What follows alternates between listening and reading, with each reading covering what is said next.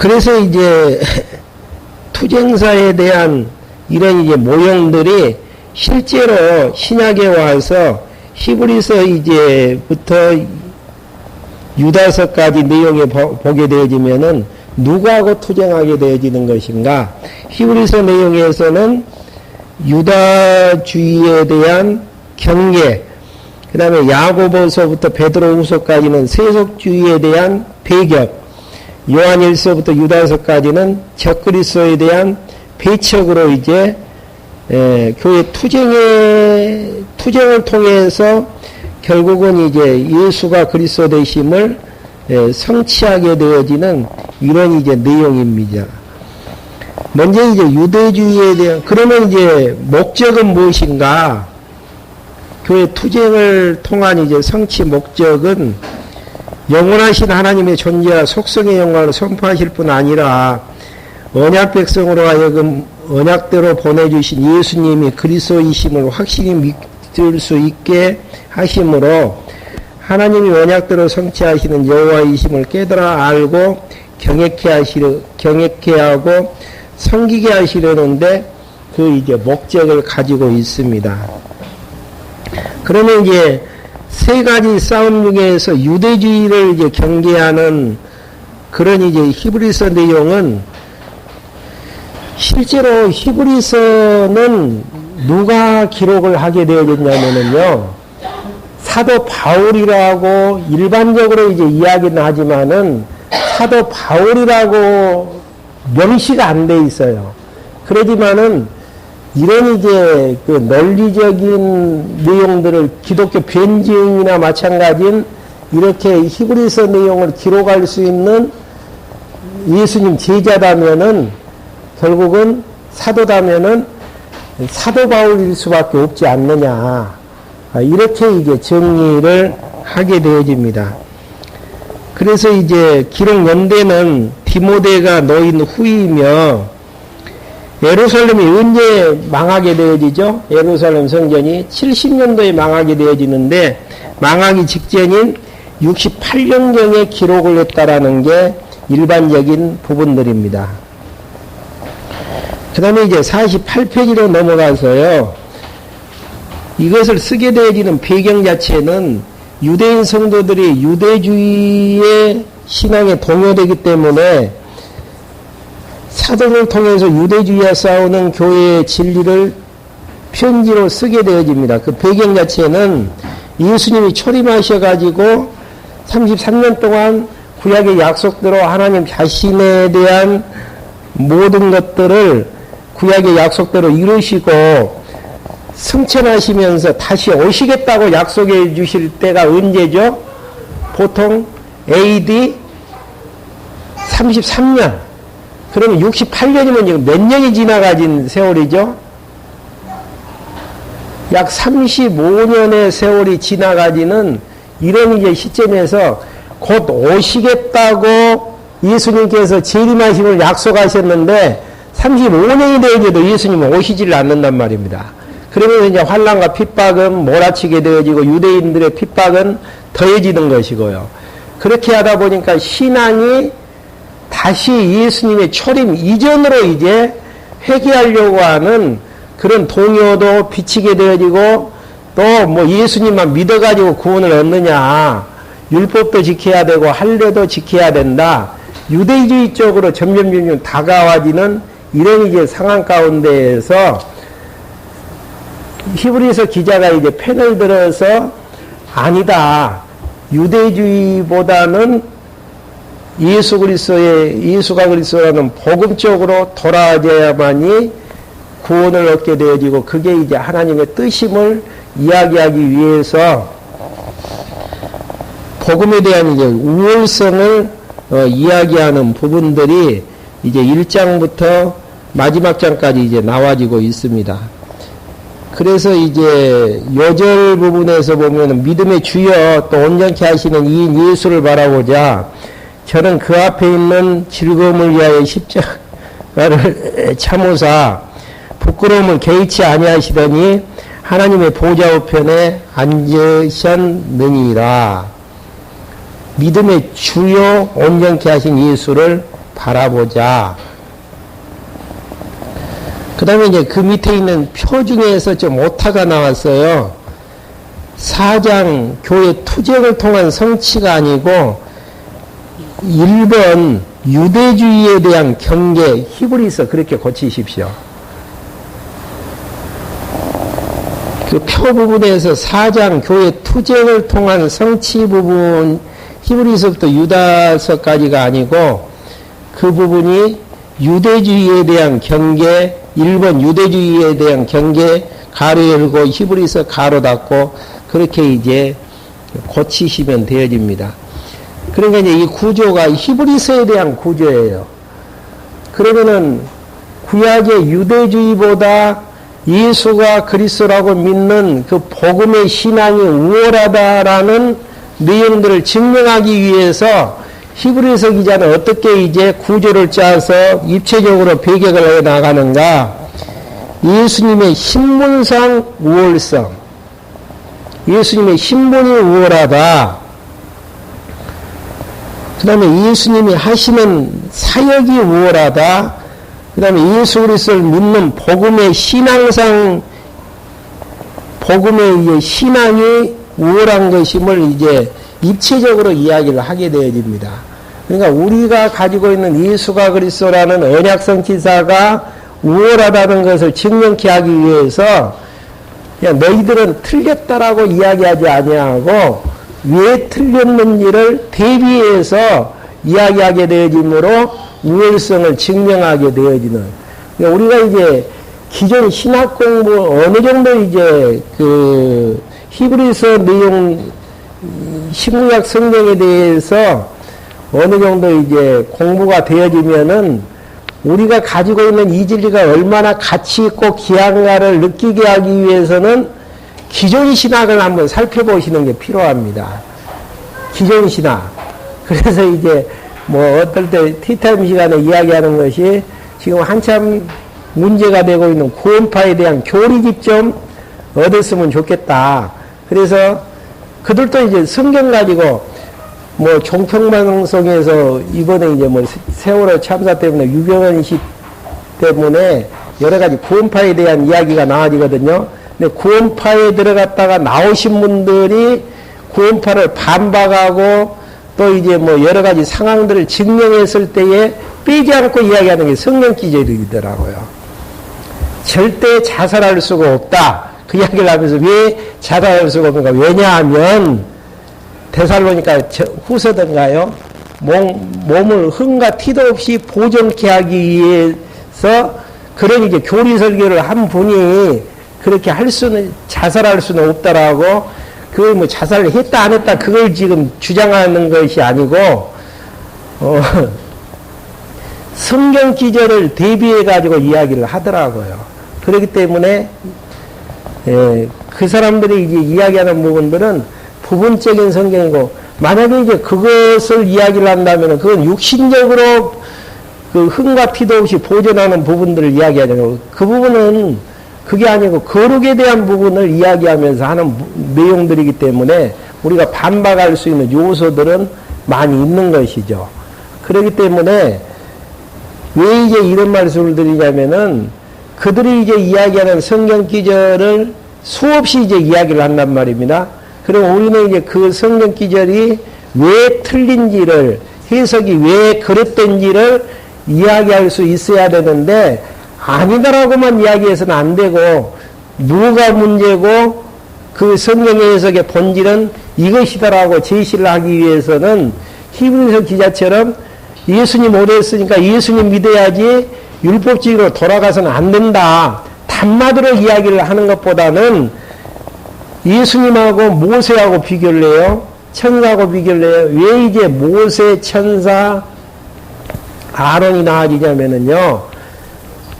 보통 이제 하나님께서 하나님의 뜻을 행하시는 과정 속에서 종으로 누굴 이제 쓰셨냐면은 천사들이 많이 나와져요.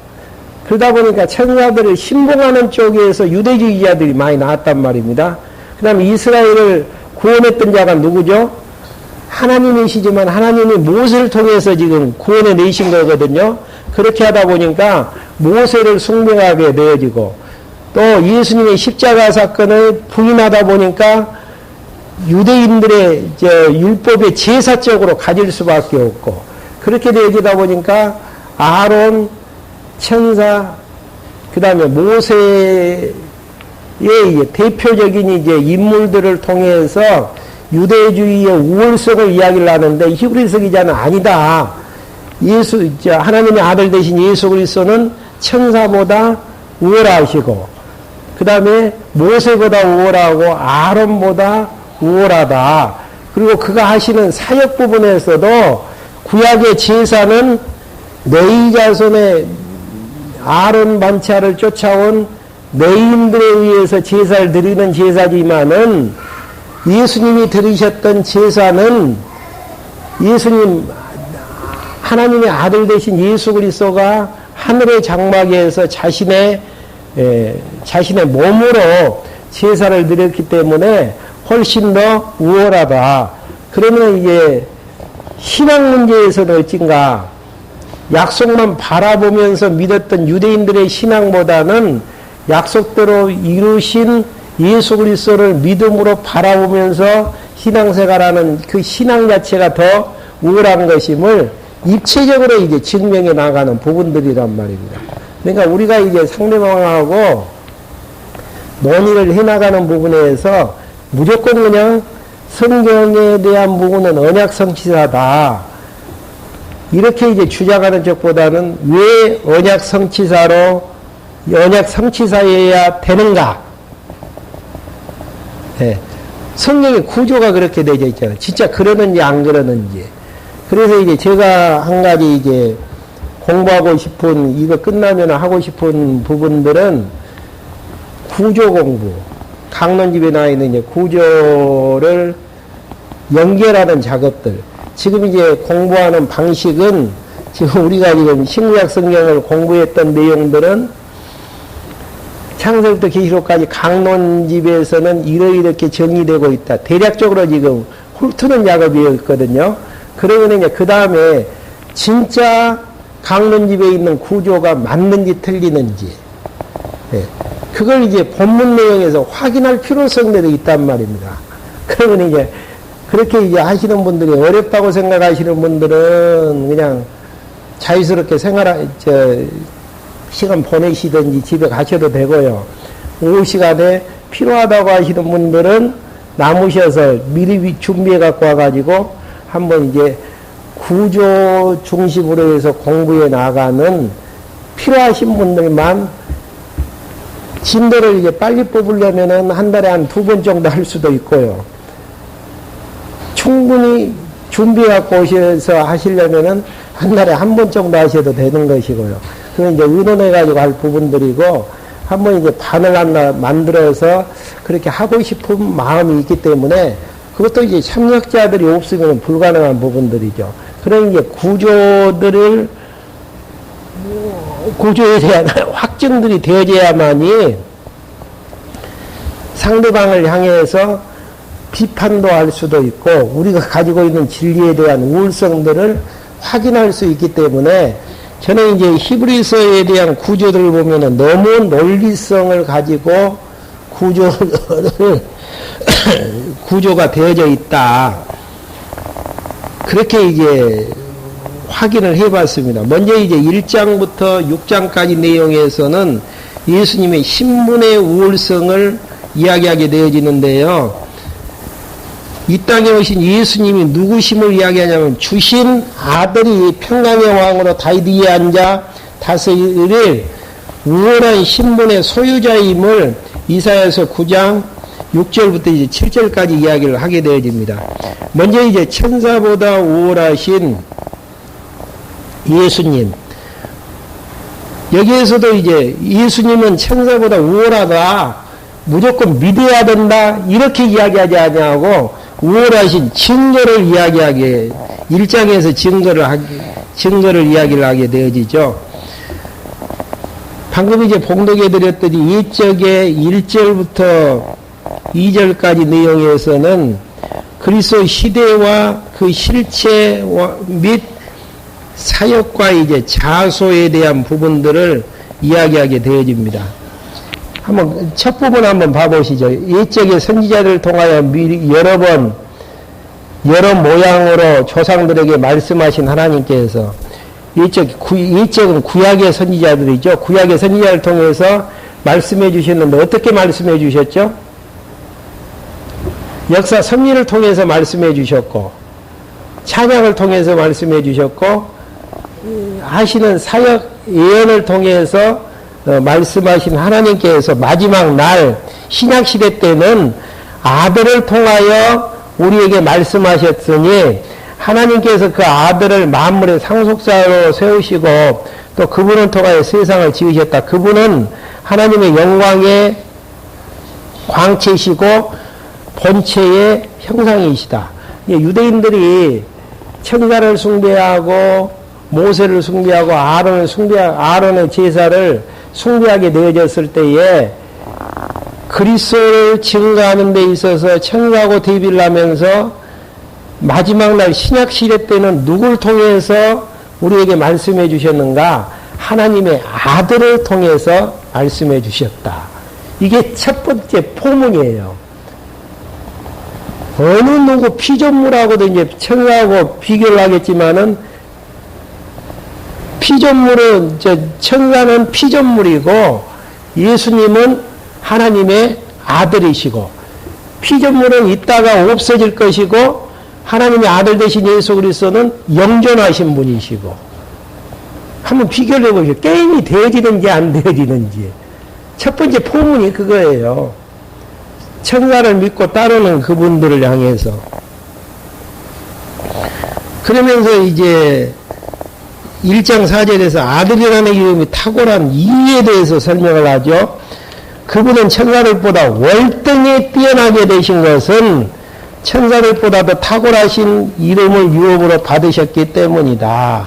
앞에서 이야기했던 하나님의 아들 대신 그 다음에 창조주고 본체의 형상이고 3절 한번 읽어볼까요? 또한 자신의 능력의 말씀으로 만물을 붙드시고 죄를 정결케 하시는 일을 하시고 높은 곳에서 계신 이음이 있으신 분의 오른편에 앉아 계시다. 그분이 이제 천사와 비교했을 때 천사하고는 게임이 안 된다. 근데 왜 예수님 따라가지 않냐고 너희들 천사를 따라가려고 하느냐. 그 다음에 이제 근거는 5절. 하나님께서 언제 천사 중에 누구에게 너는 내 아들이다.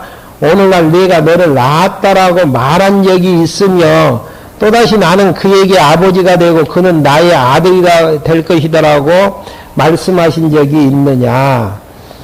거기 보면은 히브리서 2장 시편 2편 7절을 통해서 예수님 오시기 전 이미 7년 전에 예수님을 누구로 지금 인정을 해버렸다고요? 하나님의 아들로, 내 자녀, 아들로 이제 인정을 했지, 천사를 통해서 아들이라고 이야기해 본 적이 없다. 근거를 내잖아요.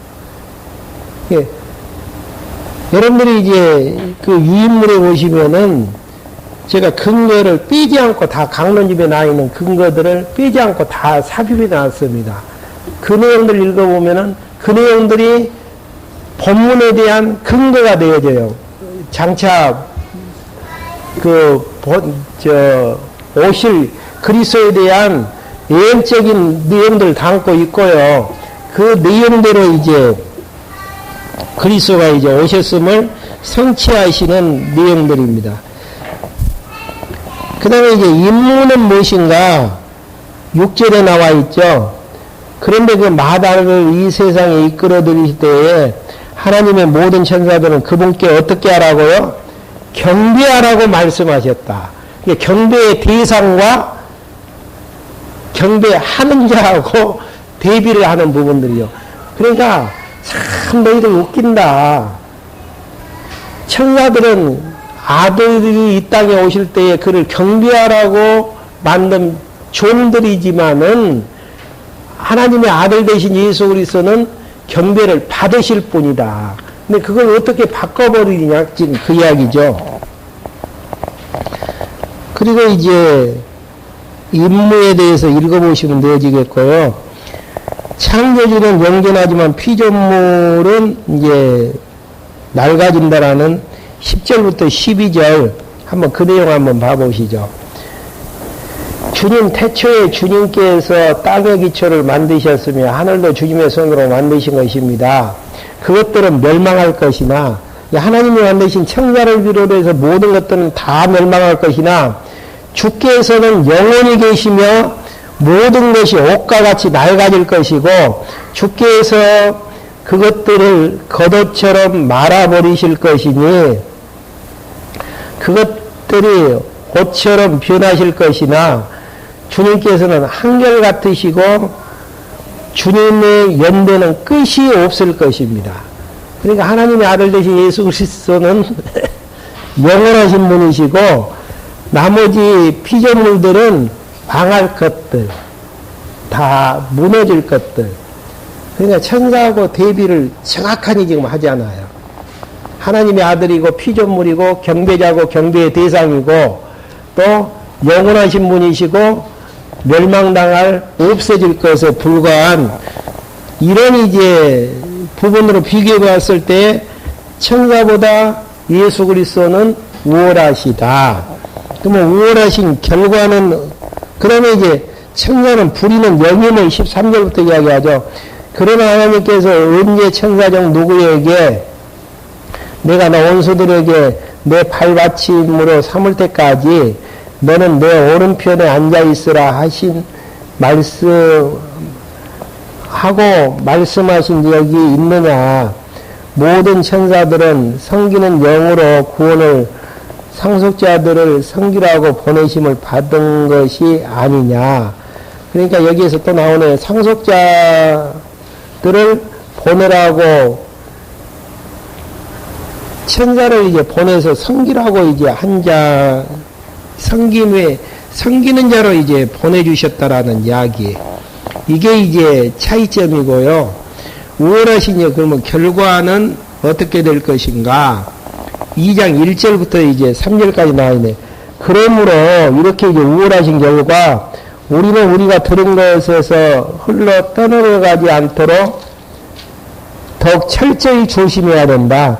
천사를 통해서 하신 말씀도 효력이 있어서 모든 범죄와 불순종이 공정한 보응을 받거든 이 큰 구원을 무시한다면 큰 구원은 누구죠? 예수 그리스도를 보내셔가지고 하셨던 큰 구원을 무시한다면 우리가 어떻게 피할 수 있겠느냐?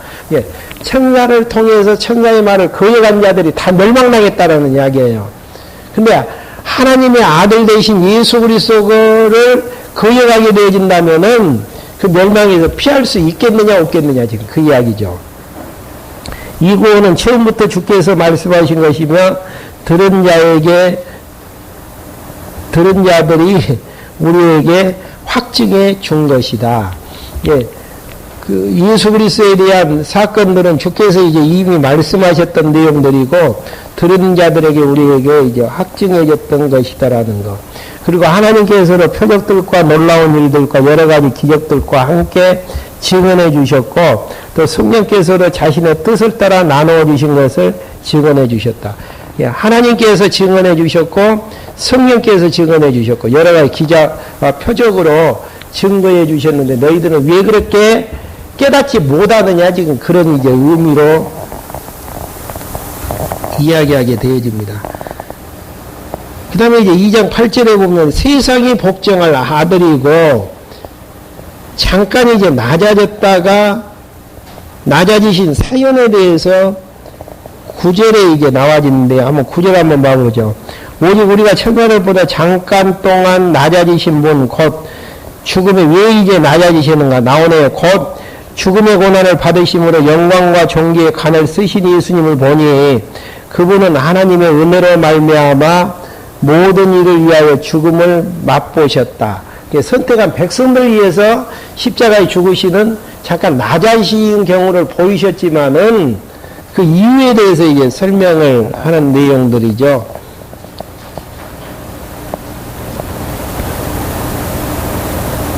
그 다음에 이제 많은 아들이 온전케 하여 형제와 자제된 이제 근거 한번 확인해 보시고, 혈육에 속해 마귀를 멸하고 형제를 구속해 하기 위해서 그렇게 하셨더라고 17절에서 18절까지 설명하는 부분입니다. 이게 이제 천사보다 우월하신 예수님. 너무 분명하니 대비가 이게 되어졌었죠. 그러면 이제 모세보다 우월하신 예수님. 왜 이제 모세를 따르게 되어졌었냐면요. 출애굽에서 그 40년 동안 광야길을 인도했던 지도자잖아요. 그리고 율법을 받아쓰는 자고.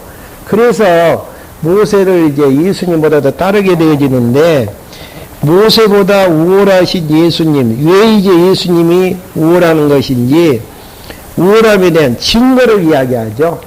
그러니까, 히브리서가 얼마나 논리적이냐면은, 천사보다 예수님이 우월하신 증거는 어떻고, 그 결과는 어떤 결과를 맺히게 되어지고. 근데 사람들이 논리적이지 못하고, 입체적이지 못하면은, 무조건 반대만 해요. 그리고 그 반대가 어떤 결과를 가지고 오는지에 대해서는 답을 못한단 말입니다. 근데 분명히 우월하신 증거를 대고 그 증거에 의해서 나와지는 열매가 무엇인지를 정확하게 지금 정리를 해주고 있지 않습니까? 모세보다 더 우월하신 증거에 대해서는 3장 5절 모세는 누구인가? 5절 또한 모세는 장차 하나님께 말씀하실 것을 증언하기 위해서 하나님의 온 집에서 종으로서 신실하였지만, 모세는 하나님의 종이고, 6절에 그리스도께서는 누구라는 이야기예요? 하나님의 집에서 아들로서 신실했다. 아들로서 신실하심, 이게 양쪽 다 신실한데, 종으로서 신실하느냐, 아들로서 신실하느냐. 이 차이에서 아들하고 종하고는 신분상으로 봤을 때에 엄청난 차이가 되잖아요. 예.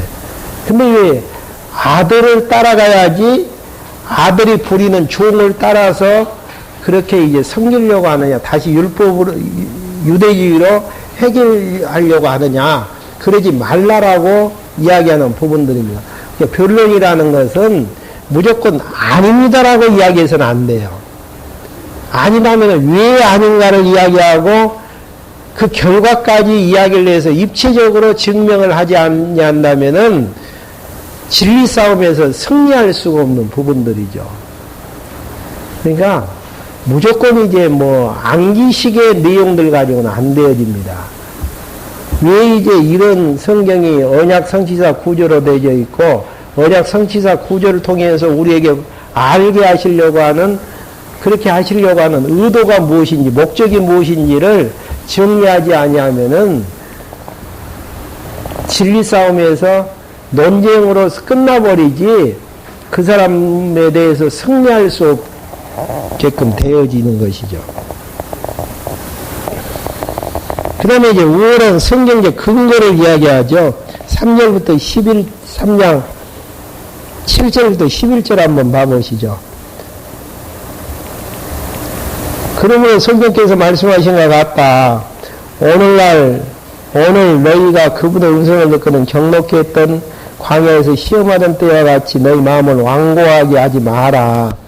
거기서 너희 조상들이 40년 동안 나를 시험하였고 또 나의 행했던 일을 보았다. 그러므로 내가 그 세대를 향하여 노하여 말하기를 그들은 항상 마음이 미혹되어서 나의 길들을 알지 못하였다라고 하였고, 내가 진노하여 명세하는 것처럼 그들은 나의 안식에 결코 들어가지 못할 것이더라고 하였다. 근데 진짜 그들이 가나안 땅에 못 들어갔잖아요. 네. 형제라 너희 가운데 누구든지 믿지 않는 악한 마음으로 살아계신 하나님에게서 떨어지지 않도록 조심하여라. 그러니까 믿지 않는 자처럼 되지 말 것을 12절부터 15절까지 이야기를 하고요. 그 다음에 16절부터 19절까지 모세를 쫓아온 자들은 안식에 들어갔다 못 들어갔다? 들어가지 못했다. 너희들 모세 따라가봤자 가나안 땅에 들어가지 못할 것이다. 라는 이제 이야기죠. 그 다음에 이제 우월하심에 대한 결과 4장 1절부터 이제 13절까지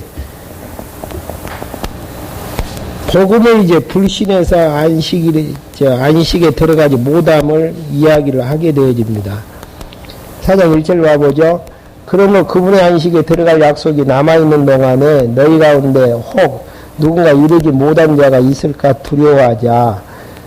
그들과 같이 우리도 복음 전함을 받는 자들이다. 그러나 들은 그 말씀이 그들에게 유익이 되지 못한 것은 듣는 자들이 말씀을 믿음과 결합시키지 않았기 때문이다. 그러니까 아무리 그리스도에 대한 부분들, 모세에 대한 부분들 이야기를 해줬다고 할지라도 유익하지 못한다라는 것은 그 말씀이 믿음과 결합되지 하나 되지 못했기 때문에 그런다라는 이야기죠. 그러나 믿는 우리는 그 안식에 들어간다.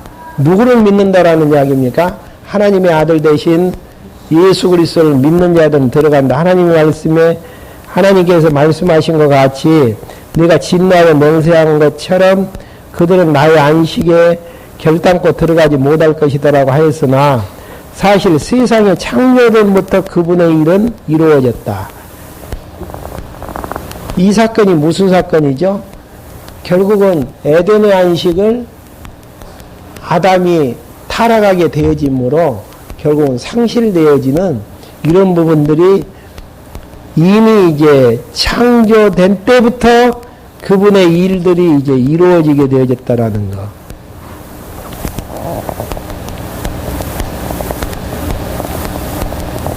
그 다음에 4장 9절에 보면 남은 안식에 들어가기를 힘쓰라고 이야기를 하게 되어집니다.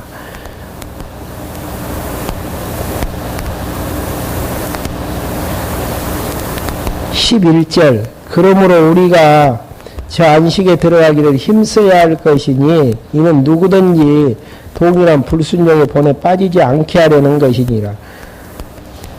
그러니까 우리가 이제 남은 안식에 들어가기를 힘써야 된다는 8절 한번 봐보시죠. 그냥 연결이 그냥 건너뛰는 기분이네요. 여호수아가 그들에게 안식을 주셨다면 하나님께서 그 뒤에 다른 날에 관하여 말씀하시지 않으셨을 것이다. 예. 현세적인 가나안 땅을 안식으로 주셨다면은 하나님께서 어떻게 하셨다고요? 뒤에 다른 날에 대해서는 말씀하지 않으셨는데 말씀을 하셨다라는 이야기는 뒤에 가나안 땅의 안식이 아닌 다른 안식이 있다라는 이야기죠. 그건 예수님을 통해서 주시는 이제 안식을 이야기하는 부분들이죠. 그리고 이제 12절부터는 말씀에 대해서 이야기를 하는데 다 모든 것들이 이제 드러나게 되어질 것이다라는 말씀의 능력의 기능과 그 결과에 대해서 이제 이야기하는 부분들입니다. 그래서 이제 안식에 들어가기를 힘쓰라는 이야기는 무슨 이야기예요? 다른 말로 하면은 모세 따라가지 말고 예수 그리스도 따라가라는, 믿고 따라가라는 의미를 담고 있는 부분들이죠. 왜 그러냐면은 모세를 따라갔던 자들은 광야에서 다 죽었지 않느냐. 여호수아에 의해서 가나안 땅 들어갔는데 만약에 거기가 종착역이었다면은 다른 안식에 대해서는 이야기하지 않았을 것이다. 근데 다른 안식에 대해서 이야기했던 부분들은 남은 안식이 있었기 때문에 그 남은 안식은 하나님의 아들 통해서 믿음으로 주시는 그 안식을 이야기하는 논리가 이제 그렇게 되어지는 부분들이죠.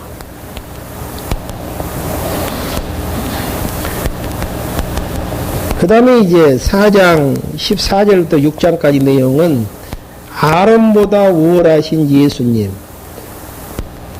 아론이 집행하는 이제 제사보다 예수님이 더 우월하시다.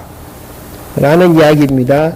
49페이지 상절 2로 가서요.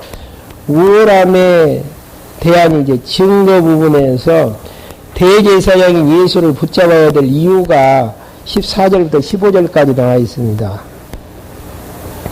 14절부터 한번 봐보시죠. 그러므로 우리가 하늘로 올라가신 위대하신 대제사장 곧 하나님의 아들 예수께서 계시니 신앙 고백을 굳게 붙잡자. 우리에게 계신 대제사장은 우리의 연약함을 채울하지 못하시는 분이 아니시니 모든 면에서 마찬가지로 시험을 받으셨으나 죄가 없으신 분이시기 때문이다. 그분이 이제 진짜 이제 참 제사장이라는 이야기죠. 그러므로 인내하심을 얻고 필요할 때 도우시는 은혜를 받기 위하여 은혜의 보좌 앞에 담대히 나가자. 그렇게 하면서 은혜의 보좌에 담대함에게 나가야 될 이유에 대해서 이제 5장 1절부터 나와야 됩니다. 왜 대제사장 대신 예수 그리스도에게 담대히 은혜의 보좌 앞에 나가야 되는가? 5장 1절부터 한번 봐보죠. 그 이유에 대해서 대제사장마다 사람들 가운데서 선택되었고, 여기서 중요한 것은 아론 지파에서 대제사장이 나오는데 사람들 가운데서 선택되어졌다라는 것, 하나님에게 속한 일들 사람들을 위하여 임명되었으니 이는 그가 예물과 속죄를 위한 희생제물을 드리게 하려는 것입니다. 그가 무식하고, 누가 무식하다는 이야기죠? 사람들 가운데 선택된 대제사장이 무식하고 미혹한 자들을 너그럽게 대할 수 있는 것은 그 자신도 연약함에 쌓여있기 때문이다. 연약의 사람들에게 선택받은 대제사장은 연약함에 쌓여있다라는 이야기죠. 그러므로 그는 백성을 위해서뿐 아니라 누구를 위해서도 속죄제를 드려야 된다고요. 이제 아론 자신 대제사장을 위해서도 속죄제사를 드려야 된다. 그러니까 불완전하다는 이야기죠. 그러면서 누구나 이 종기를 스스로 취하는 것이 아니라 아론과 같이 하나님의 부르심을 받아야 된다.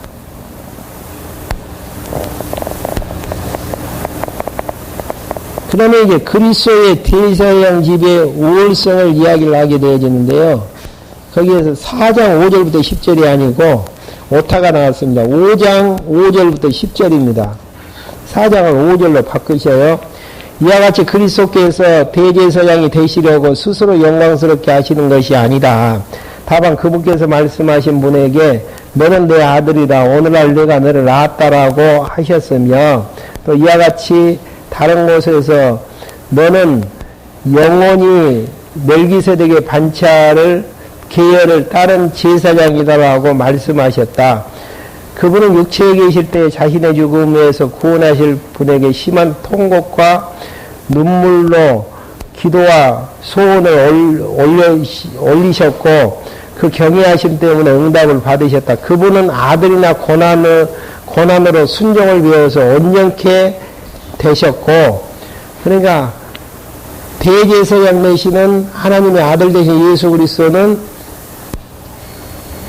하나님의 아들이지만은 고난으로 순종을 배우셔서 어떻게 되어졌다고요?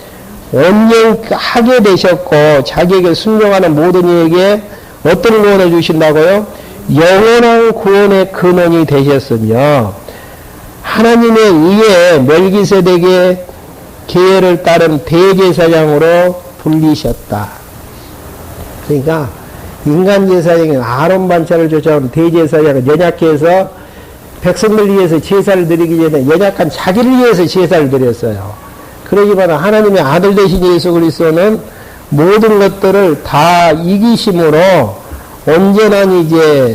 온전케 되셔서 모든 그를 믿고 순종하는 자에게 영원한 구원의 근원이 되셨다라는 거. 그러니까 예수 그리스도가 드렸던 속죄 제사에 대한 부분들은 영원한 구원의 근원이 됐다는, 변경이 안 되어지는 영원한 이제 근원이 되어졌다라는 이야기죠.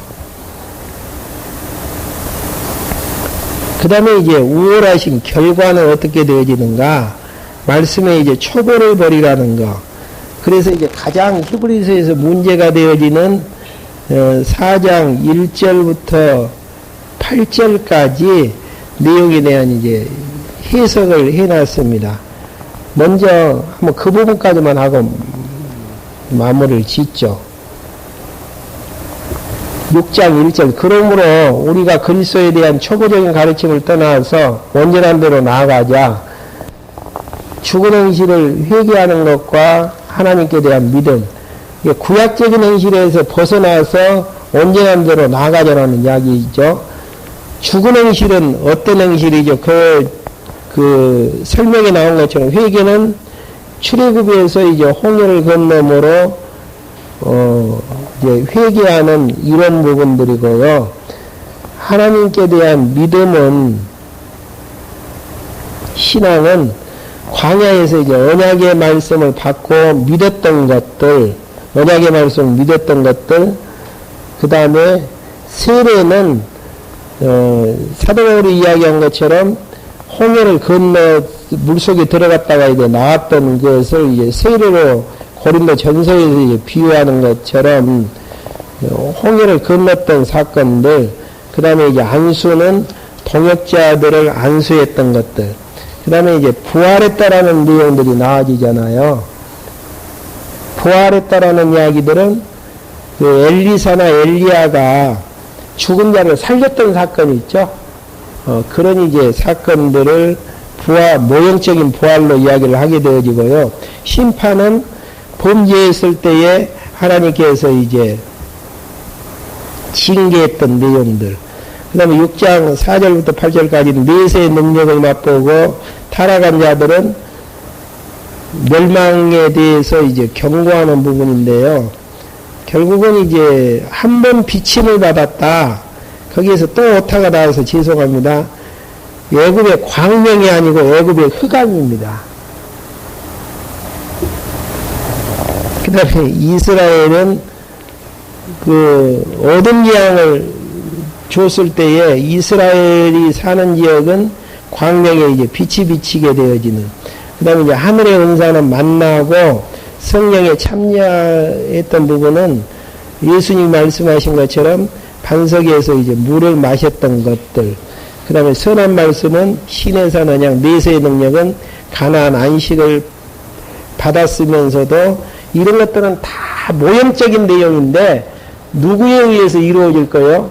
하나님의 아들 되신 예수 그리스도에 대해서 이루어질 것에 대한 예표적인 것인데 모형만 붙잡고 그것만 좋아하다가 진짜 예수 그리스도가 오셨는데 예수님을 십자가에 죽여버리는 사건.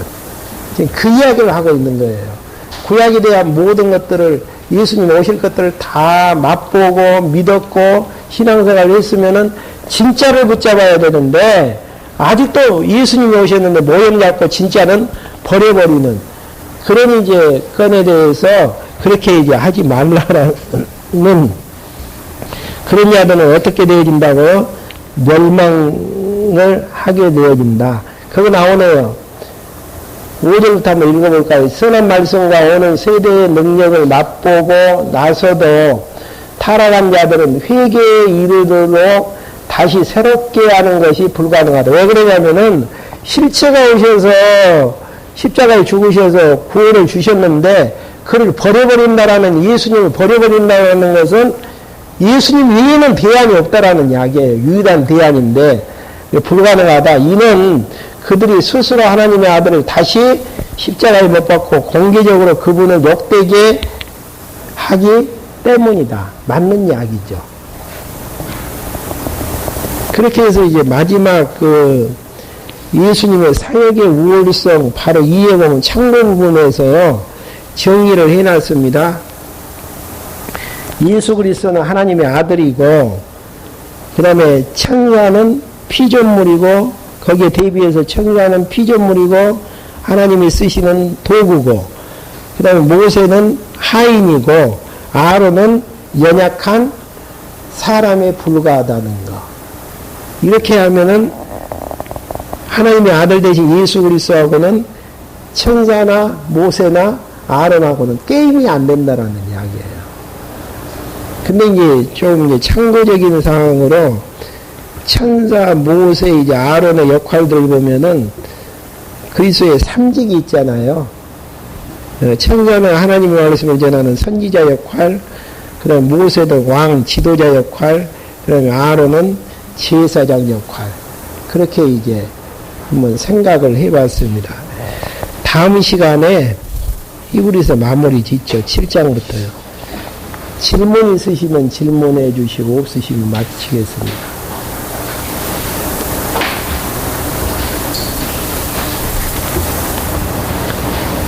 기도하고 마치겠습니다. 하나님 아버지, 예수님이 이 땅에 오셔서 모든 것들을 보여주셨고 하나님의 아들 되심과 구약에 약속된 그리스도 되심을 알게 해주셨지만은 예수님이 오시지 않기 때문에 35년 동안에 유대주의로 다시 회귀하는 언약 백성들을 향해 유대주의를 배격해 나가시려는 하나님의 섭리의 성경인 히브리서 내용들을 통해 구약에 약속된 그리스도가 예수님 되심을 다시 한번 확인해 볼 수 있도록 인도해 주심을 감사함을 드립니다. 할만하시거든 하나님께서 저희들에게 공부할 수 있는 환경과 여건 허락하여 주셔서 예수가 그리스도 되심에 대한 확증을 통해 하나님이 여호와 되심을 확인케 해 주시고 하나님이 여호와 되심을 확인케 해 주심으로 하나님의 살아계심과 속성을 믿으면서 하나님을 경외해 나가는 저희들로 인도해 주시옵소서. 예수 그리스도의 이름으로 기도했습니다. 아멘. 주기도문 하심으로 마치겠습니다.